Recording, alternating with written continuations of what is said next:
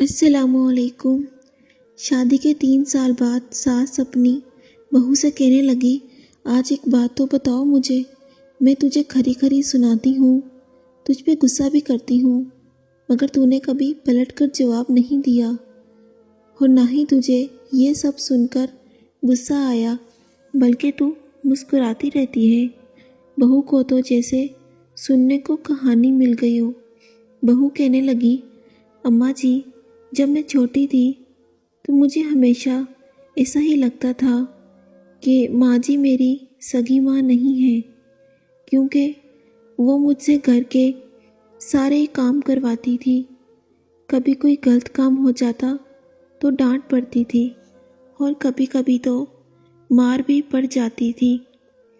مجھے میری ماں سے ڈر بھی لگتا تھا، یہاں تک کہ میں کالج سے تھک کر واپس آتی تھی تو تھوڑی دیر کے بعد مجھے گھر کے کام کرنے ہوتے تھے۔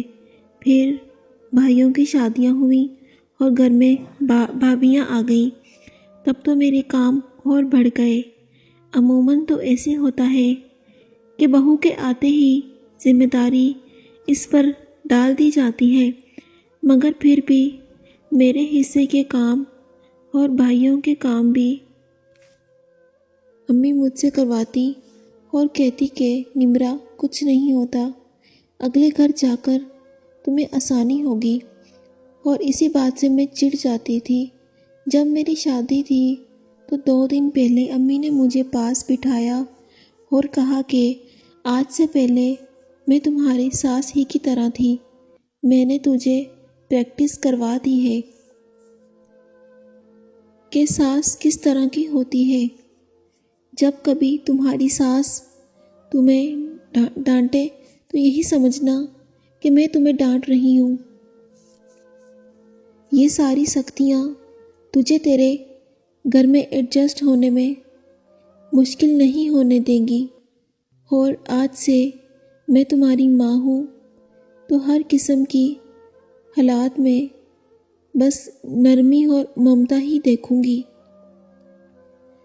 یہ سب بتاتے ہوئے مسکرانے لگی اور کہا کہ ان سب کی پریکٹس میری ماں نے کروا کے بھیجا تھا مجھے۔ ہر کسی کا اپنا طرز زندگی ہوتا ہے اور وہی سوچ کے مطابق رویے اپناتا ہے۔ کسی حد تک میری ماں کی بات ٹھیک تھی، اس لڑکے کی باقی زندگی سکون میں گزر رہی تھی۔ کیا خیال ہے آپ کا؟